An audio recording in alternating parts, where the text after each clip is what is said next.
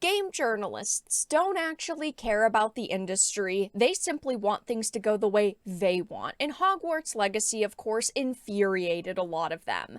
They were basically demanding people skip the game because J.K. Rowling would profit from it. And of course, that didn't work out since the game sold very well, but now they're trying it again because a new Quidditch Champions game has been announced, and they are saying that they can't believe people would support this title.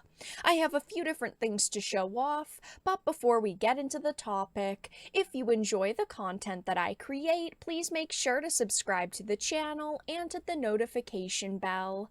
Follow me on social media like Twitter or mine so that you can see when my content is posted.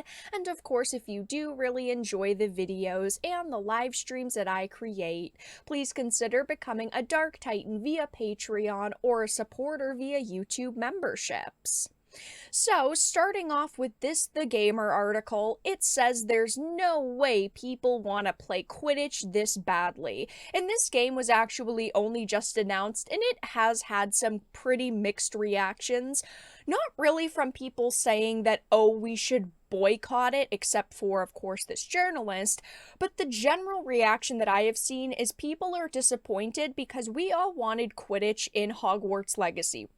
Right, we paid $70 for this game.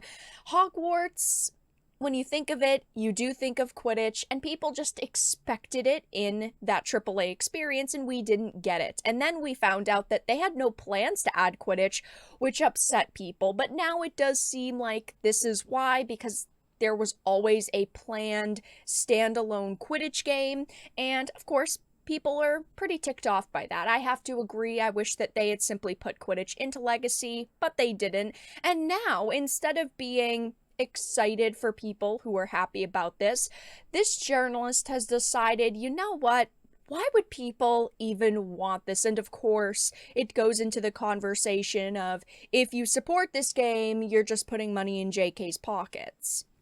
So, it says Warner Brothers Games has announced Harry Potter Quidditch Champions, a fast-paced competitive multiplayer game which is a complete standalone Quidditch experience. It will engage players in the sport of Quidditch and other broomstick adventures alongside friends, and limited playtest signups are live for the time being. So we haven't really seen a lot with this game besides the big, teaser trailer saying, oh hey, sign up for the playtests now.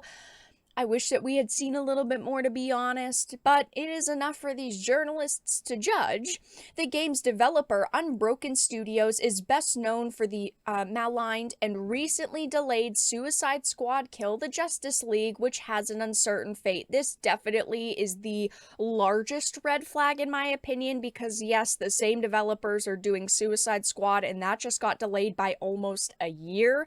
I recently talked about that in a video. It is just a nightmare behind the scenes from what we understand, but it says according to the studio, Quidditch Champions has apparently been in the works for several years, which explains why the fictional sport was left out of Hogwarts Legacy entirely. Now, the reason why I think it should have been in Hogwarts Legacy is because it does feel like something is missing from the game, right? It was always highlighted in the movies how big Quidditch was to the wizarding world, so you'd think that they would at least put something in there for players.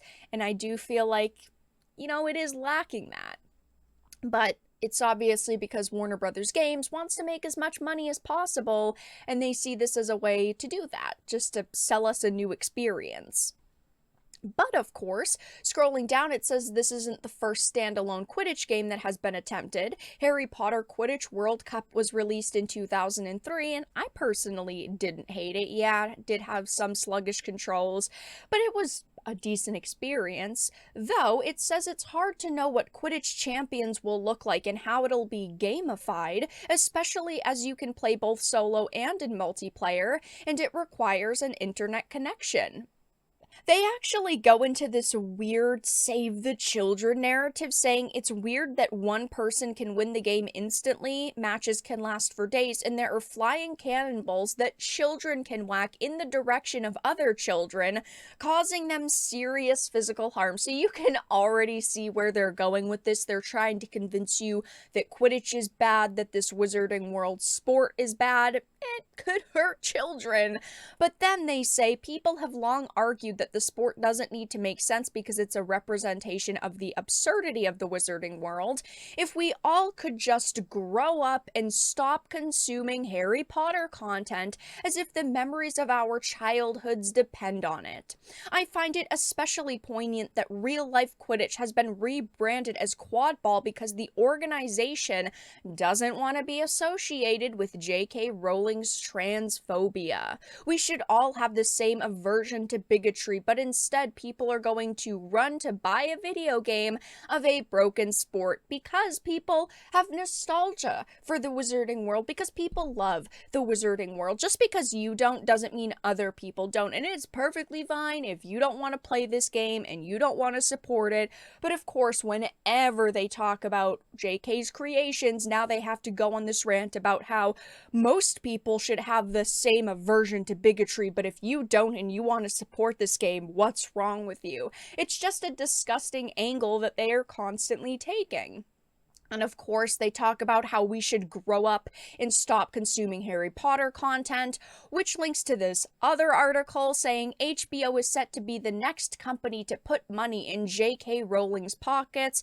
And this talks specifically about the reboot, which I have done a couple of videos on at this point. But at the end of the day, these people would love it if JK's works just disappeared, if they never made another movie or TV show based on her works, if there was never another video game, if this franchise just magically disappeared into thin air. That's the only way that they would be happy, and they'd still probably complain that so many people supported it while it was around. It is absolutely ridiculous to see articles like this, because this isn't coming from someone who wants the industry to thrive. This isn't coming from someone who just wants people to play games and enjoy their time with this medium.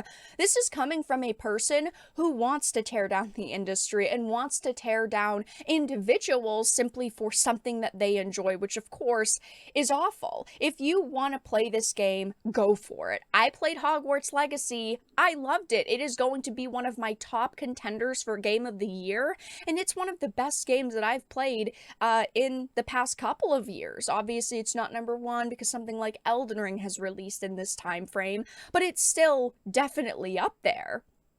But my point is that these people are activists first and foremost, and I have repeatedly pointed this out. They're not just reporting on games, they're tearing down the industry from the inside by injecting their own personal causes and politics into articles like this.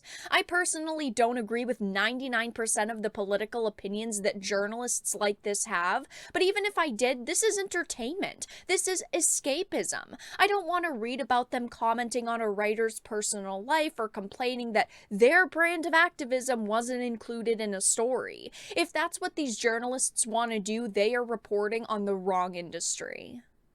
Of course, this article says, remember Hogwarts Legacy, remember how trans people and their allies called for a boycott of the game, got massive amounts of pushback from the anti-woke crowd, and there was an absurd amount of discourse on whether it's okay to buy a video game if you really, really want to, despite knowing your purchase supports the work of a transphobe. If you look at the world this way, you're going to find problems in everything. Every single company has an executive, a director, an actor, a writer who you inevitably will not support, and their opinions might not be ones you agree with. If you go with this train of thought and you decide, I'm not going to support a project that has someone behind it I dislike, you are never going to support anything. Again, it is perfectly fine if you disagree with JK, but ultimately she has simply voiced her opinions. Feel free to not support her work, but clearly a lot of other people are not standing by you, because looking at Hogwarts Legacy, the launch sales were $250 56% higher than expected. I honestly feel like the developers were expecting a boycott to happen and probably work, and I guess luckily for them, it didn't. But these journalists are going to continue to try to put out these hit pieces, calling us awful things simply because we want to play a game that's set in the wizarding world. And of course, they're complaining about everything under the sun with this title. You know, we need to grow up. We need to not support the wizarding world. Quidditch is broken. It's a bad fictional sport, and they're just looking for something else to complain about. And now, well, hey, they've got Quidditch to complain about. But that's all that I really had to discuss in this video. Let everyone know your thoughts in the comment section down below. If you enjoyed this and of course found it important and informative, please make sure to give it a like, share it, and subscribe to the channel. And of course, if you didn't, make sure to give it a dislike. I appreciate your support either way, but I will talk to you all again in the next video really soon.